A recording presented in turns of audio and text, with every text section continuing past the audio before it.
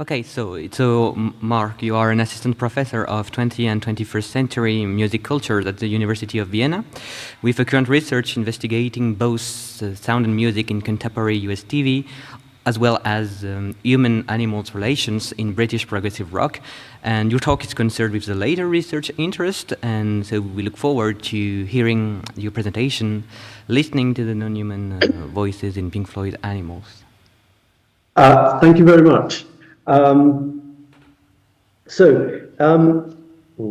should say my title has changed, so now it's Hearing Voices Sound, Post-Human Expression in Pink Floyd's Pigs. In the song Pigs from Pink Floyd's album Animals from 1977, Dave Gilmour has 3 guitar solos, and the second, between the second and third verses, is highly unusual. And I have a music example. I sent a link. I also have it here.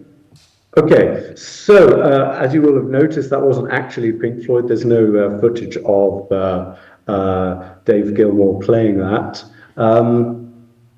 But anyway, so that was Brick Floyd instead. So the way Gilmour uses that, the way Gilmour produces that sound is by using this Heil talk box, where basically the sound from the guitar goes into the amplifier, then goes into the Heil box. There's a speaker in there. The sound then travels up the tube and into the performer's mouth, where they can basically make the guitar talk. And that's what it's traditionally been used for in order to make guitars talk. But as you'll notice here, Gilmour's pig guitar doesn't talk, but it is expressive. And this raises the questions: who is doing the expressing? What are they expressing? And how are they expressing it? Now, the album is from a hugely successful band at the height of their creative powers.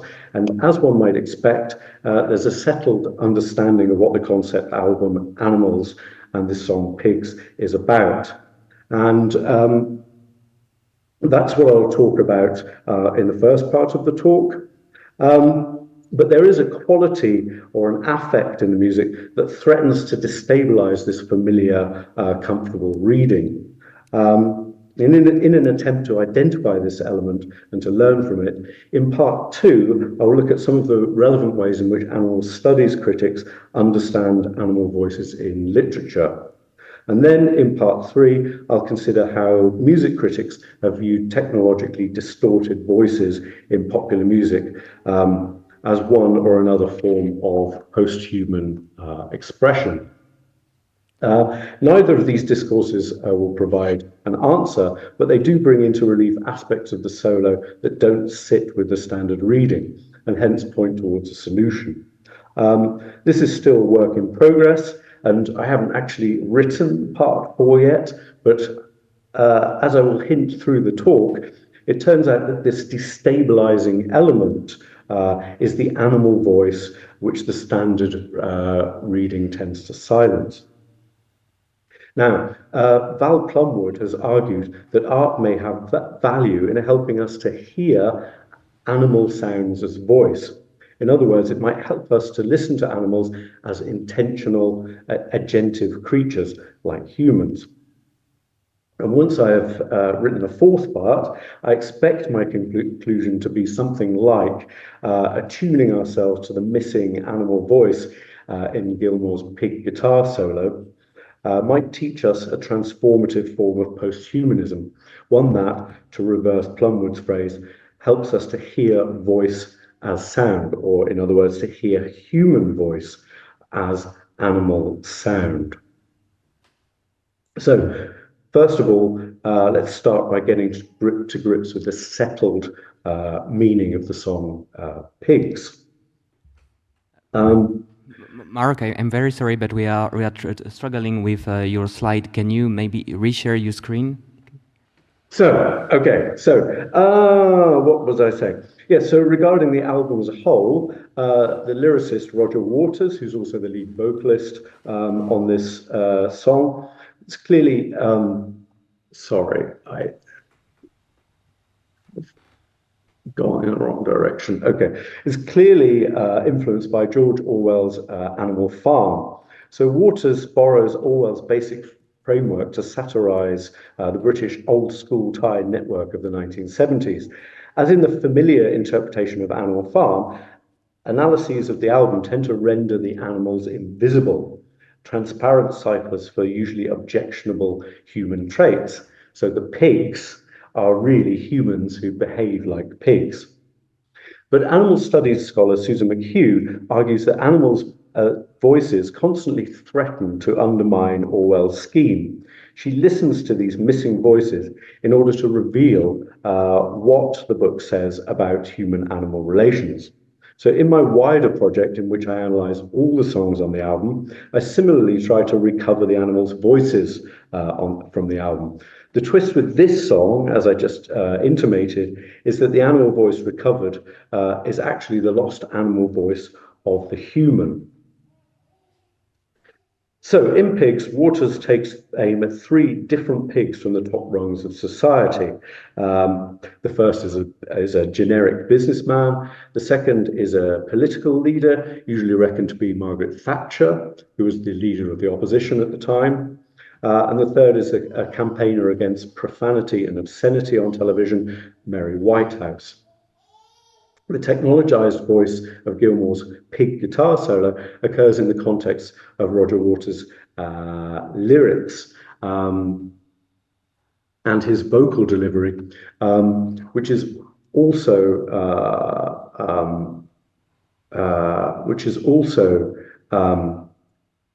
mediated, albeit in more subtle ways. Here we go. His voice is the first, that's Roger Waters there, and his three voices, he uses three different voices, which I've labeled here. So voice one is a double track shout near the top of Waters' register, which is used to get the big pig in question's attention. This enraged shout is then immediately complicated by a second milder voice, the ha-ha charade you are, which is softened by melisma, lower register, and harmonious choral accompaniment. After grabbing their attention, Waters then cruelly taunts each pig in a third, more intimate voice. And the whispering effect he used is probably produced by a Leslie speaker with the tremolo effect switched off. This effect continues to the end of the verse, where Waters' heartfelt cry at the end of each verse it is accompanied by a floating shift into 3/2, and that operates as a lament for the individuals and the structural effects of their actions on the wider populace. So Gilmour's first and third guitar solos, the fourth voice, if you like, synthesize Waters' anger and spite with his sympathy for the pigs and their victims. In the process, he loses the acerbic sarcasm and the pleasure Waters obviously takes in harassing his targets, and radiates a more diffuse but sincere anguish at the state of affairs described by the song. In the middle guitar solo, which we can consider to be the fifth voice, this serves quite a different function. It is the voice of the pig. So the first four voices are all different sides of the protagonist, who the listener is invited to agree with in their anger at the corrupt British class system. The pig is deliberately positioned as an antagonist, and the point of the pig noises throughout the song, and in particular in the guitar solo, is to other the pig. And the noises, the pig noises, including the guitar solo, achieve this in two ways. The first is to figure the pigs as disgusting by emphasizing sonically how repellent pigs can be. And I've noticed people talking about this song on Reddit, for example, say they can't get over the sound of the pigs in this song. And this goes back to exactly what Chris was talking about with the idea of authenticity in rock music. You know, the fact that people aren't. Sorry, actually, it was Nick at the beginning was talking about this. How people who listen to rock music don't like the sound of something that sounds inauthentic. And this inauthenticity here upsets a lot of Pink Floyd fans. The second way of othering the pigs, perhaps counterintuitively, is to bring the pigs closer to humans. So human groups reserve special scorn for in-groups that are most like themselves. In a number of ways, the song succeeds in dehumanizing the human pigs by highlighting the animal pig's uncanny resemblance to us, which can elicit a sickening sense of visceral revulsion. So just as the pig holds a dark mirror up to our disgusting bodily habits, so do the human pigs in the song reflect our libidinous investment in the flows and fruits of capitalism. But this is also why the album is such a terrible template for revolution. Rather than violent overthrow of the pig class, which would just see the resentful overthrowers becoming pigs in their stead, just as the pigs turn into humans at the end of Animal Farm, what we need, I would argue, is a series of violent shocks to change the psychosocial patterning that regulates our interactions with others and the ecology. And I'm suggesting that one such shock might be produced by this song if we can properly attune ourselves to a weird aspect of the guitar solo that isn't covered by the uncanny othering of the pig. So, onto the animal studies literature. So animal studies in the past 2 or even more decades has been concerned with improving animal-human relations for both our mutual benefit. A song that so obviously dehumanizes and others pigs doesn't initially seem like a promising song for an animal studies approach. So let's look briefly at what animal studies scholars are doing and how this song might fit into the picture. So it's rare for a book on the animal voice not to mention Aristotle, who famously described the human as the rational animal. It is, of course, the human's ability to express rational thought through language that makes political participation possible. In particular, humans are able to imagine alternative ways of living and argue for those through language. Okay, so animals do not have logos and cannot express propositionality cannot express propositionally their desires. So how can we presume to act in their interest?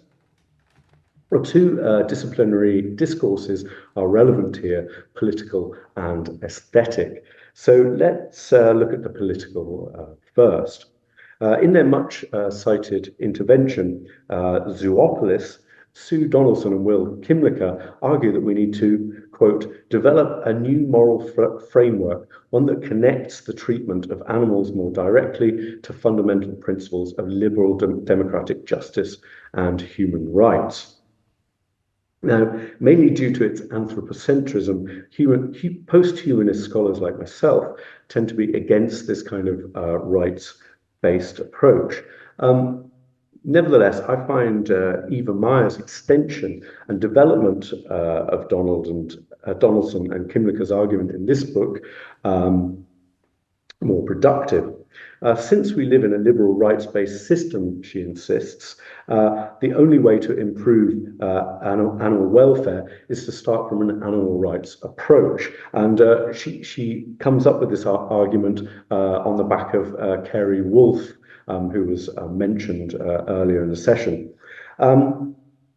However, once we've made that initial step, we should also admit them to our democracy, listen carefully to what and patiently to their voices, and gradually, experimentally alter our institutions and organization to accommodate what they say, so that eventually we come up with a political organization that could never have been conceived at the outset.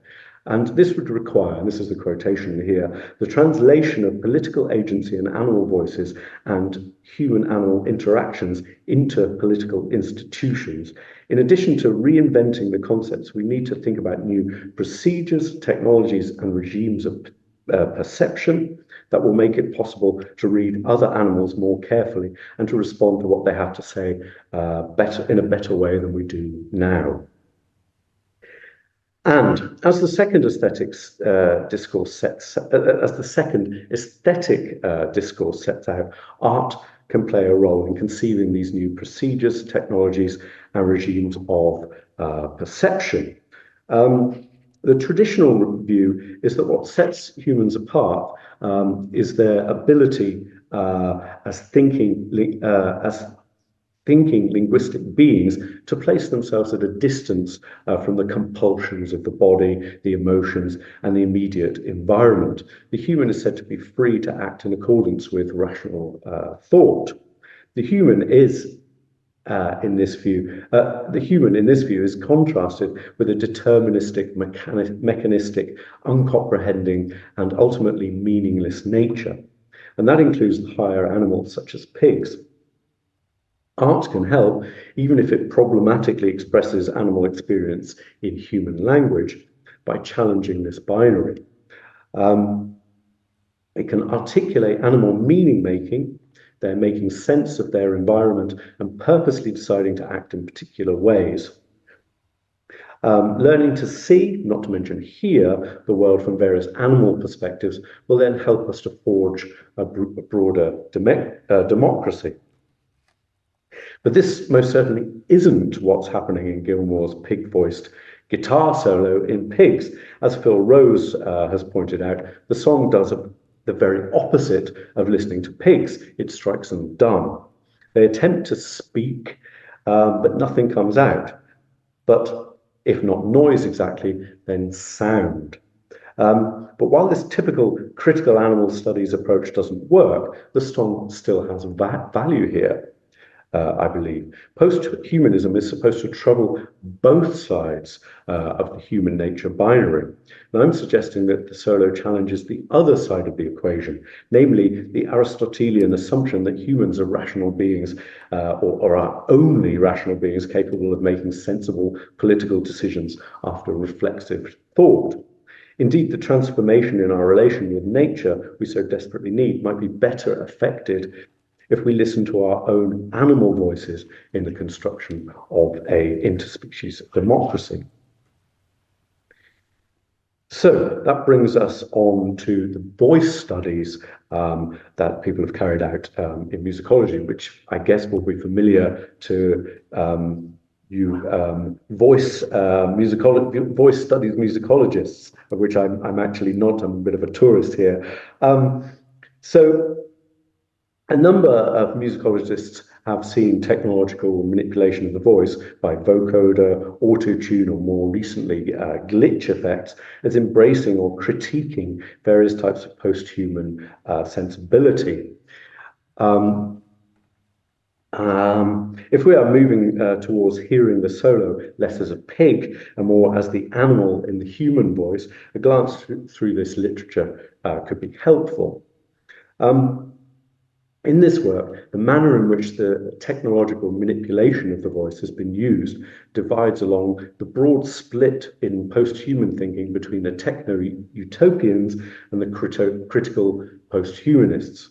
Techno-utopians are those who look forward to fusing with advanced technology to realize humanist aims of individual freedom.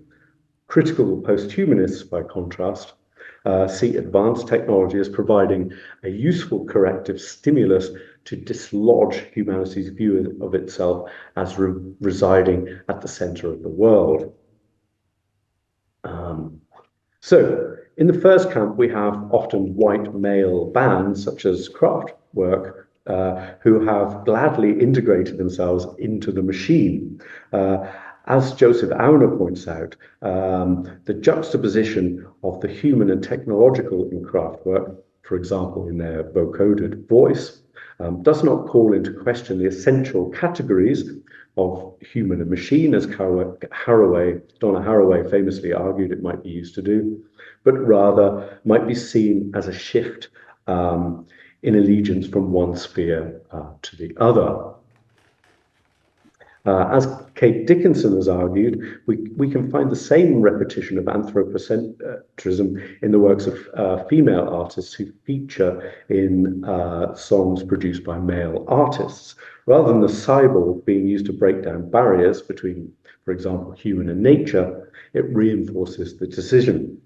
However, as Dickinson goes on to talk about, some female artists have managed to playfully experiment in more emancipatory ways with the inauthenticity of the cyborg voice, Laurie Anderson in Oh Superman or Cher in Believe. Finding new ways of being human born of the tension between the humanism of the liberal subject and the dehumanization brought about by technology. Alexander Wahalia makes a similar case for Black artists who, unlike the hidden producers who bend women's voices to their wills, place their technological intervention at the center of their performance, creating, to quote a paraphrase of his argument, a composite identity, a machine suspended between performer and producer that sounds the smooth flow between humans and machines. So it's easy to argue that something like this is happening in pigs. It's a playful reimagining of the human. It does, however, differ in a significant way from the progressive examples cited. Instead of figuring a new emancipatory way of being or becoming post-human, it critiques the optimistic Enlightenment vision of the free human. Modern technology has only exacerbated those very animalistic traits from which civilization was meant to free us. This is fine, but it fits entirely within the standard reading of the song outlined earlier. The song does, I believe, have an experimental post-human edge too, but instead of technology gesturing towards previously impossible voices, it uncovers a facet of our voice that was previously ignored. So, as I said, I haven't written yet the fourth section of this what will be an essay, and so I can't unfortunately read this to you today. But on this very final slide, I've just sketched a few of the ideas that I began to absorb, and that will form part of my argument. So I will leave it there. Thank you very much.